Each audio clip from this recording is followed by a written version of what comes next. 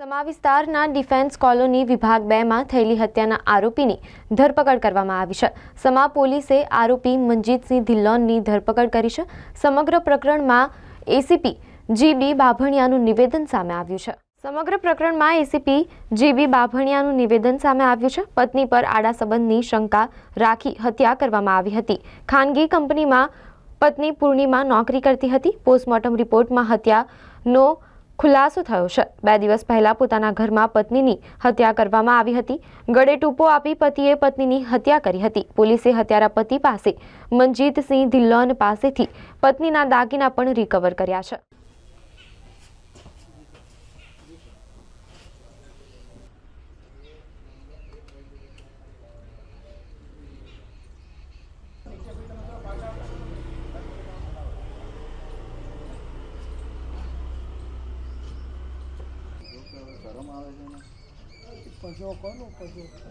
कुर्सी लई लो साइड में।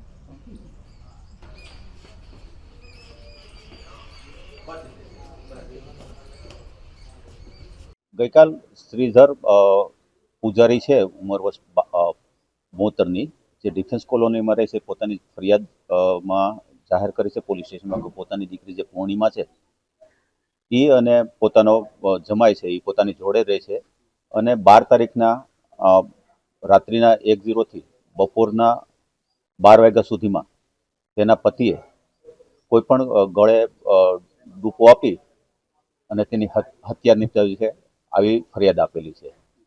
પ્રથમમાં જ્યારે બેભાન અવસ્થામાં પોતાની દીકરી પોતાના રૂમમાં સૂતી હતી ત્યારે પોતાના રૂટીન કાર્ય મુજબ શ્રીધરભાઈ છે પોતે પોતાની નોકરીમાં સવારે 7 વાગે જતા રહે અને બપોરે આવીને જોયેલું તો પોતાની દીકરી બેભાન અવસ્થામાં પડી હતી।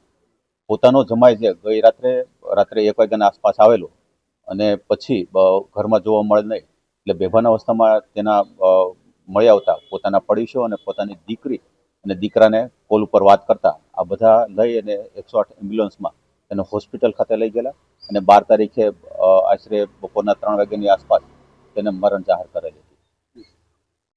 આરોપીનું નામ શું છે, શું કરે છે? આરોપી મનજીત ધિલ્લોન છેલ્લા 3 વર્ષથી લવ મેરેજ કરેલા છે અને ઘર જમાઈ તરીકે સાથે છે। પોતે ડ્રાઇવિંગનું કામ કરે છે, ટ્રક ડ્રાઈવર છે।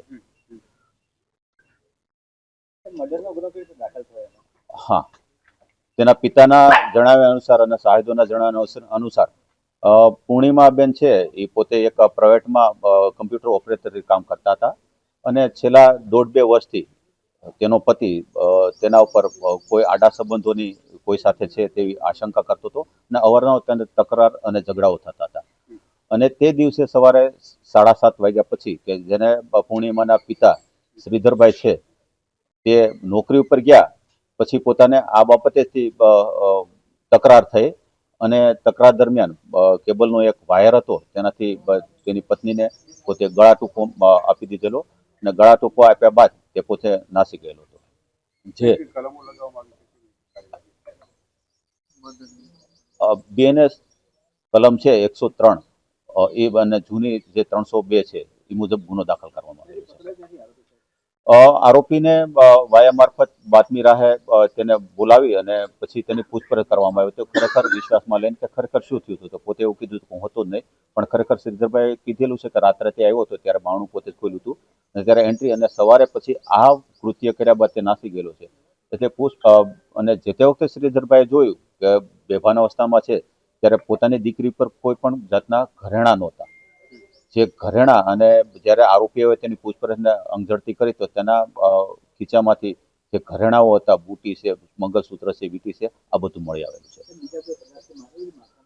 ના, બીજી કોઈ ઈજા નથી। ગળે મતલબ કેબલ વાયરથી પેલું કરી અને એને મારી નાખ્યો છે અને આ વસ્તુ જે તે વખતે શ્રીધરભાઈને કોઈ એના ઉપર શંકા એમ નહોતી પણ મેડિકલ રિપોર્ટનું પીએમ થયા બાદ ડૉક્ટરશ્રીએ એવો અભિપ્રાય આપેલો કે આને કોઈ ગળા ઉપર મતલબ કસીને ગળા ટૂંપો આપવાથી મરણ ગયેલો અને એટલે આ પાકી શંકા થવાથી શ્રીધરભાઈ પોતાના જમાઈ વિરુદ્ધથી 302 મુજબની ફરિયાદ નોંધાવેલી હતી।